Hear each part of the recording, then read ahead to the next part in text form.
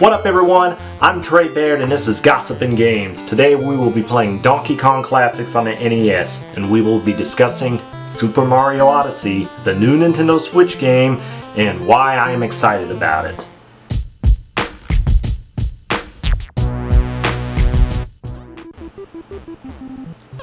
So, YouTube has been abuzz over Super Mario Odyssey being revealed to the public, along with the Nintendo Switch.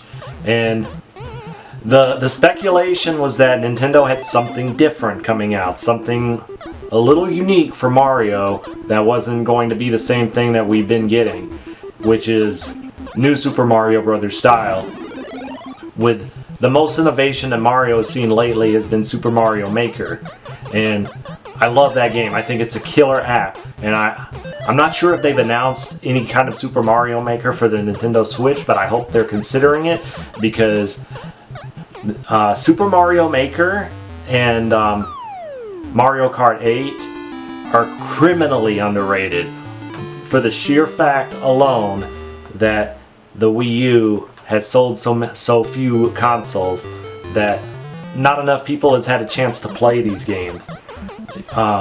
Super Mario Maker is an amazing game. It's a game that if I would have had as a kid, I would have played that game 24/7. I mean, literally, it would have tempted me to stay home from school. That's how good Super Mario Maker was, and me being the creative type of kid, I would have eaten that shit up, man. It would have been all over for me. But right, you know, one game I did play a lot when I was a kid, adolescent. I mean, I wasn't young. Came out in '96, so I would have been 12 or so. So in my early teenage years, I played Super Mario 64 constantly. And one of the things that Super Mario 64...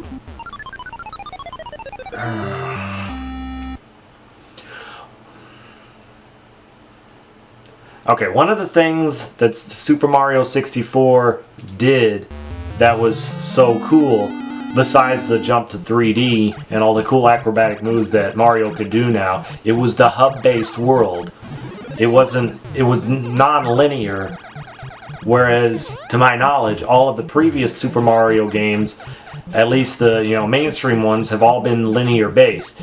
World 1-1, World 1-2, World 1-3. You get the idea. But with Super Mario 64, it was based on the hub and spoke model, where you have your hub world, which in this case was the castle, and you jump through the portraits, the paintings, and you go to other worlds, but you don't necessarily have to do them in any specific order. I mean, obviously there is a certain order to an extent, but the more stars you unlock, the more freedom you had to navigate the game. There wasn't any one clear set path in what stages had to be played in what order. And due to the fact that you didn't need to collect all 120 stars in the game to beat it, it was entirely possible that you could entirely skip certain parts of the game and not even play them. And I think that's an interesting take on video games as a whole, because you can't say that about most games, but you may not want to say that about all games, because not all games are good enough to really support something like that. They're not strong enough to give you a different experience every time you play it.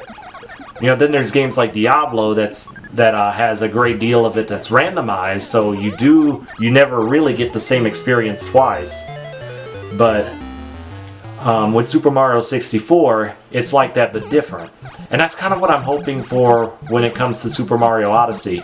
I'm hoping for hub-based worlds like that, and I'm hoping that the new Donk City, which is what they're calling their play on New York City, I'm hoping that that's going to be the hub world, and that it'll offer you ways to navigate other parts of the game that way.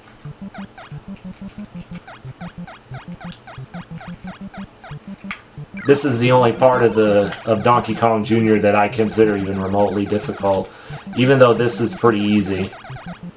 but you know, sometimes I have to concentrate on what I'm doing.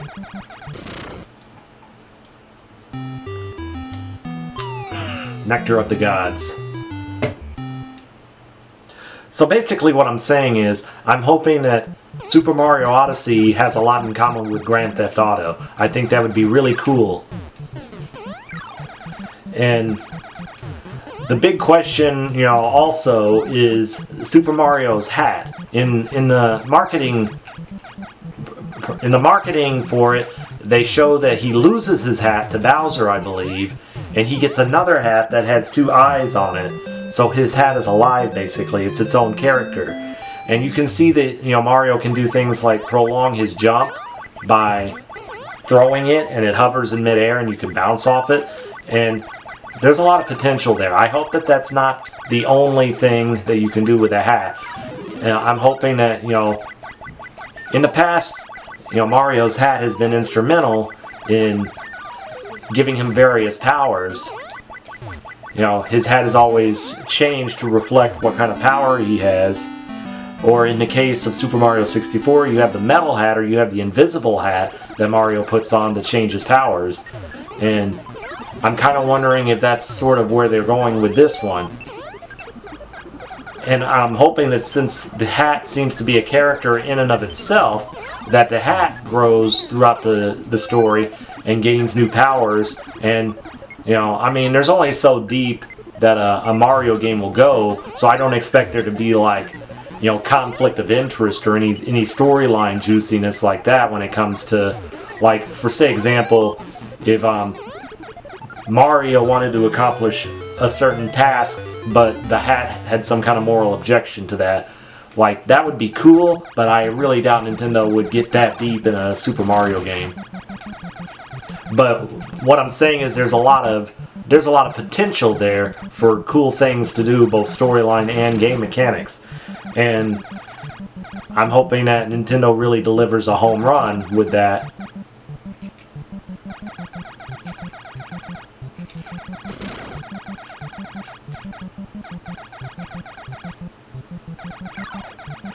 I always thought it was cool how they designed the games to where, you know, going up, holding two ropes or 2 chains would make you go up faster, but, you know, going down slower, whereas it's the opposite for going up.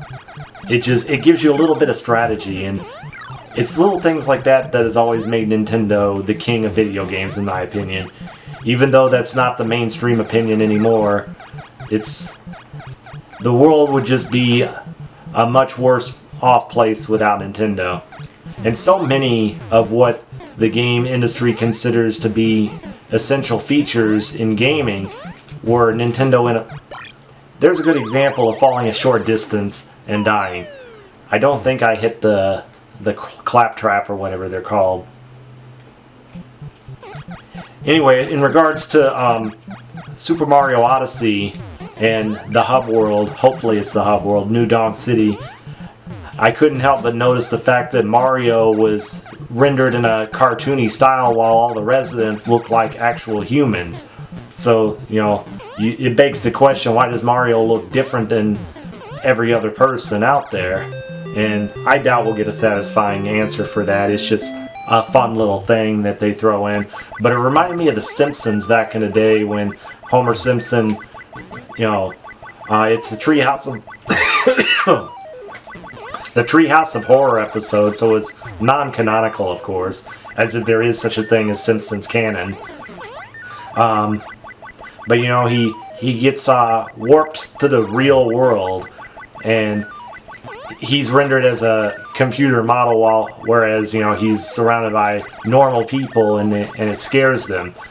So, if there was some kind of nod to The Simpsons in there, which Nintendo still has time to throw in there, just like they had plenty of time to do some sort of tribute to Robin Williams in Legend of Zelda Breath of the Wild.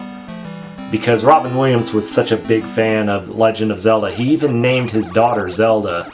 So, I mean, any little thing Nintendo could have possibly done to honor him, you know, would have been greatly appreciated by the fans. So hopefully they did that. But You know, they still have time to throw a Simpsons reference in there of some type.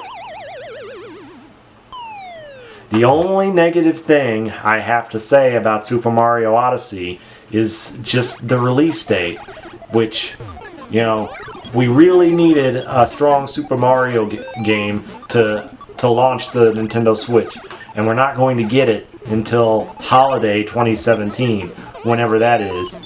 I mean, that could be as late as December. Most likely it'll be October or November, but, you know, at any rate, that's a long time to wait, especially if that's one of the reasons that you're buying the Switch.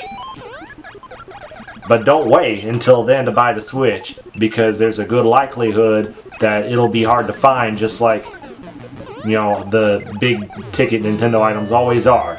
So, if you're gonna get it in the summer, or, you know, sometime when it's readily available. Don't wait until the holiday season. I'm warning you now. You will not be able to find it. Nintendo has a bad history when it comes to understocking and underselling their hot holiday items. I've seen it happen so many times in my own life, and I'm 100% sure it's going to happen again. So just be ready for that.